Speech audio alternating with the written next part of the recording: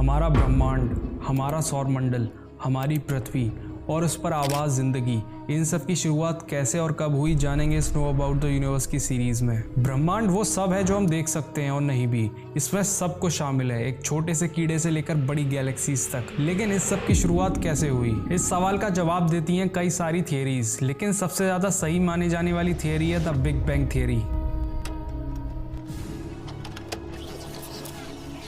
Big bang theory कहती है कि ब्रह्मांड की शुरुआत हुई एक बहुत ही घने और गर्म बिंदु के साथ, जो सिर्फ कुछ मिलीमीटर ही चौड़ा था, बिल्कुल एक सुपरचार्ज ब्लैक होल की तरह। ये पॉइंट यूनिवर्स की इनिशियल स्टेज थी, जिसे सिंगुलैरिटी कहते हैं। और फिर ये बिंदु आज से 13.8 अरब साल पहले एक्सप्लोड कर जाता है, जिसे हम बिग बैंग कहते हैं। इसके फौरन बाद ही ब्रह्मांड रोशनी की रफ्तार से भी तेज रफ्तार से फैलने लगता है। इसी टाइम पीरियड को इन्फ्लेशन कहा जाता है। ये माना गया है कि यूनिवर्स के साथ ही टाइम का भी जन्म हुआ था। इन्फ्लेशन के दौरान ब्रह्मांड ने खुद के आकार को 90 गुना बड़ा कर लिया। जो पहले एक एटम के साइज से भी छोटा था, वो बस कुछ माइक्रो सेकंड्स में ही गोल्फ बॉल के आकार का हो गया। जैसे जैसे यूनिवर्स फैलता गया, उसका टेम्परेचर भी कम होता गया। इन्फ्लेशन स्टेट के कुछ माइक्रो सेकंड बाद ब्रह्मांड पार्टिकल के गर्म सूप जैसा बन गया। इस स्टेट को क्वार्क ग्लूऑन प्लाज्मा स्टेट कहते हैं। बिग बैंग के 1 सेकंड बाद यूनिवर्स प्रोटॉन, न्यूट्रॉन और इलेक्ट्रॉन जैसे पार्टिकल से भर चुका था। इसके बाद हाइड्रोजन और हीलियम पैदा हुए। 3,80,000 साल बाद टाइम के साथ ग्रेविटी की वजह से हाइड्रोजन और हीलियम के एटम्स कंप्रेस होने लगे और उस एनर्जी से गैस की धुंध बनी, जो यूनिवर्स में 10 करोड़ साल तक तैरती रही। उस समय ब्रह्मांड में कोई रोशनी नहीं थी, सिर्फ अंधेरा था। इसीलिए इस स्टेज को डार्क एज कहा जाता है। ग्रेविटी की वजह से गैस और धुएं के बादल पास आ गए और तब यूनिवर्स में पहले तारे का जन्म हुआ। उसके बाद हजारों तारे बने और इन तारों ने मिलकर एक छोटी गैलेक्सी बनाई और इन गैलेक्सीज के आपस में मिलने से बड़ी गैलेक्सीज बनी, जिसमें हमारी अपनी गैलेक्सी मिल्की वे भी शामिल है। पर अभी तक एक भी प्लेनेट नहीं बना था, क्योंकि उसके लिए कुछ कॉम्प्लेक्स एलिमेंट्स की जरूरत होती है। वो कॉम्प्लेक्स एलिमेंट्स हमें तारों से मिले। तारों के टूटने से कॉम्प्लेक्स एलिमेंट्स यूनिवर्स में फैल गए। इन्हीं एलिमेंट से नए स्टार्स और प्लैनेट्स बने। इसी तरह 4 अरब साल पहले हमारे सूर्य का निर्माण हुआ। उसके चारों तरफ घूम रहे गैस और धूल के बादलों से हमारी पृथ्वी भी बनकर तैयार हो गई। पैदा होने के पहले 1 अरब साल में ही पृथ्वी पर एक बड़ी टक्कर हुई। लगातार घूम रहे मलबे के टकराने और आपस में मिलने से हमारा अपना चांद तैयार हो गया।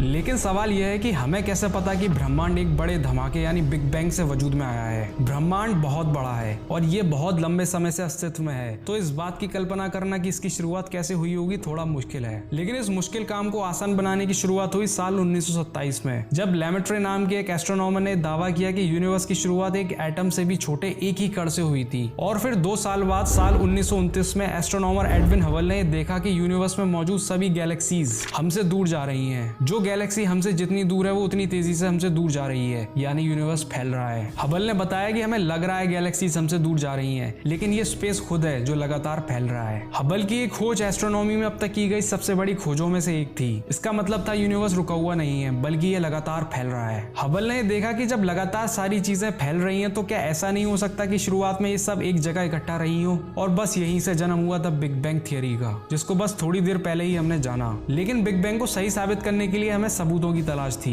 और फिर 1964 में एस्ट्रोनॉमर आर्नो पेंजियास और रॉबर्ट विल्सन ने एक नए तरह के रेडियो टेलीस्कोप पर काम करना शुरू किया, जिसका मेन मोटिव था स्पेस से आ रहे रेडियो वेव्स और माइक्रोवेव सिग्नल्स को ऑब्जर्व करना। और जब उन्होंने रेडियो टेलीस्कोप के जरिए खाली स्पेस को ऑब्जर्व करना शुरू किया, तो उन्हें वहाँ कुछ अजीब देखने को मिला। स्पेस के उस हिस्से में जहाँ वैसे तो कुछ नहीं था, लेकिन फिर भी वहाँ से माइक्रोवेव्स के सिग्नल्स आ रहे थे, जो कि इस ओर इशारा कर रहे थे कि वहाँ कुछ गर्म था, जबकि वहाँ कुछ था ही नहीं। फिर इन सिग्नल्स को स्पेस की हर एक डायरेक्शन से डिटेक्ट किया जाने लगा। ये सिग्नल्स बता रहे थे कि एम्प्टी स्पेस, जहाँ का तापमान वैसे तो एब्सोल्यूट 0 होना चाहिए, लेकिन वहाँ का तापमान एब्सोल्यूट 0 से 3 डिग्री ऊपर था। दोनों एस्ट्रोनॉमर्स को पता तो नहीं था ये क्या है, लेकिन उन्होंने अनजाने में ही खोज कर ली थी बिग बैंग के सबूत की। ये माइक्रोवेव्स थे बिग बैंग के आफ्टर ग्लो का, जिसे आज भी चारों तरफ देखा जा सकता है। अगर हम आसमान के सारे तारों को बुझा दें, एकदम अंधेरा कर दें, तो हमें हल्की लाल चमक दिखाई देगी। ये है बिग बैंग के दौरान निकली लाल चमक। इस चमक के दौरान निकली रोशनी ही स्पेस में चारों तरफ मौजूद है, लेकिन माइक्रोवेव्स के फॉर्म में। आर्नो पेंजियास और रॉबर्ट विल्सन को अपनी इस खोज के लिए साल 1978 में नोबेल प्राइज से सम्मानित किया गया। इसके बाद साल 2001 में लॉन्च किया गया विल्किंसन माइक्रोवेव एनआइसोट्रोपी प्रोब। ये पेंजियास और विल्सन के उस बड़े टेलीस्कोप का एक छोटा और अपडेटेड वर्जन था। इसके जरिए उस आफ्टर ग्लो का एक डिटेल्ड मैप बनाया गया और हमें मिला ये